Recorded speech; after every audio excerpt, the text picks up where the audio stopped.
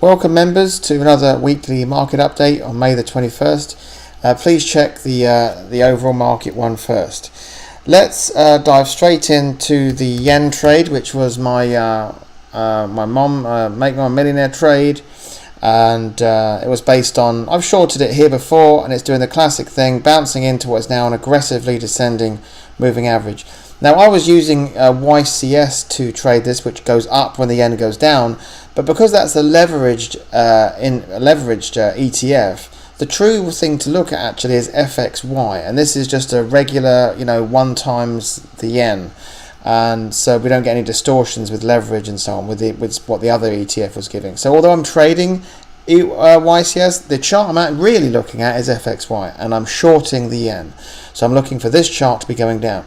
So here we hit this right up there, the classic move to short it, and I got it around there, and straight after that the thing just didn't stop dropping. Wonderful. So mum was really happy up to there, and then this week we get this dramatic bounce upwards up to there. And so, mum could be forgiven for moaning about, well, where did my winnings go and so on. Well, the first thing I have to tell mum is that the right place to enter is when I say it is to enter, which is right there. You can't just join the party anytime you feel like it, okay? So that was the entry point.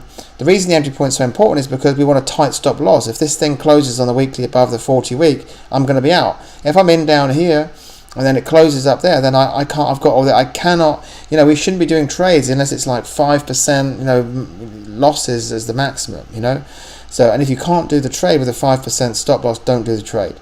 So there is nothing abnormal about what's going on here. Stocks do not go up and down in straight lines. It's nudged down, and especially when shorting, it can be a bumpy ride. It's like a drowning man who doesn't want to go down.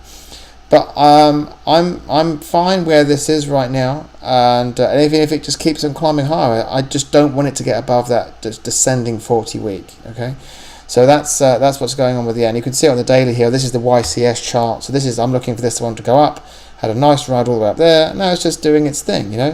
So that's the situation with YCS, sitting tight and being patient. What else do you have here? Let's look at TTPH. Again, this is, as I've said recently, this is still doing what it's not a bad thing to do, which is just, catching its breath and waiting for the long-term moving average to catch up. So nothing happening there, all is well. I think another stock I looked at last time. See what that one was doing. I was looking at NDA. Was that the right one?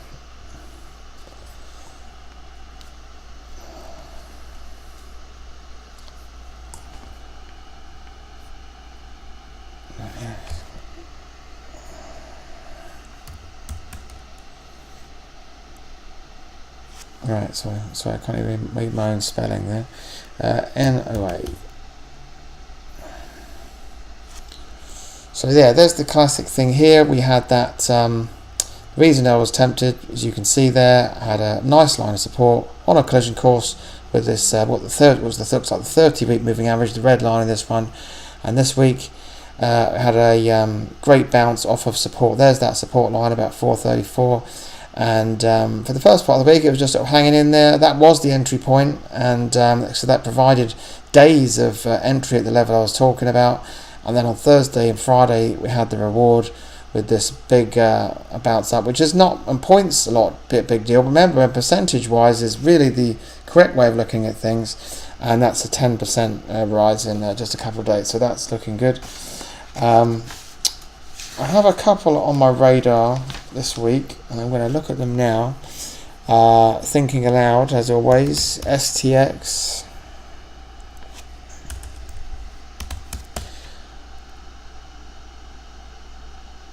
STX Seagate Technology, and you can see why this is moving up nicely. It's a very boxy, orderly chart that respects its moving average, and it's right on the end. What is a good entry point there, as I see. Let's look at the daily. And there we see it. Look at that very, very clean support there. In fact, my stop loss for something like this wouldn't be if it gets below this moving average. I would have it if it's just break support there, because that's so clean, and that is right on the entry point, and it's a great looking weekly chart. So that one is looking very good for entry right now. TD. Now this is an interesting story. Give you background to the story. About the last year, I've had my eye on Canada. The Canadian housing market, believe it or not, is set up exactly the same way the American and British real estate market was in 2007. We've got a silly scenario there with people getting mortgages to buy vacant things, and it's just absolute nonsense, just like it was back in the day. And these stocks like these are at the forefront of when the trouble starts, and this one is already starting to look weak. So I'm going to keep my eye on this one. I don't think it's shortable right now, but it's just an interesting story. Toronto Dominion Bank, it's definitely getting into dire straits below its 200-day. Nasty things happen below the 200-day, and maybe this is going to turn into a short. It turns into a break, and then it's going to do the thing that the yen was doing. So I just thought I'd give you a interesting story there. I've been asked about gold. Gold is, gold, the metal doesn't really respect its moving average as much, and it's just, hanging around and nothing decisive just yet. The daily might be a bit more orderly, and I think if I could draw anything here, it would be what is looking like a steadily upwards channel that's going on there, really not paying any attention to its moving average. So that is the story with gold. The pound, I believe, is holding on to its gains, and yes, this is it. We have this is just a great action. If you've seen a stock doing this, a huge volume spike, breakout above a resistance, above the 200-day, and it's maintaining it and even bouncing off the 20-day. That is very strong action for the pound. And this really could be the worst behind it now.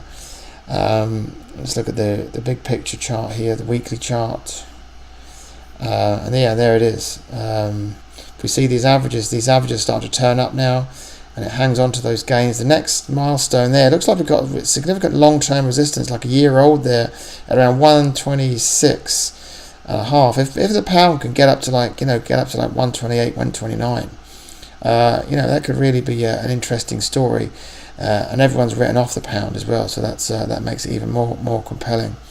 So that's all for now. I'll speak to you next time, and don't forget, the invitations have gone out for the seminar, and even though you remember, you get a drastically reduced rate, and you can come and go, and you really shouldn't miss the stuff that's happening on the Sunday.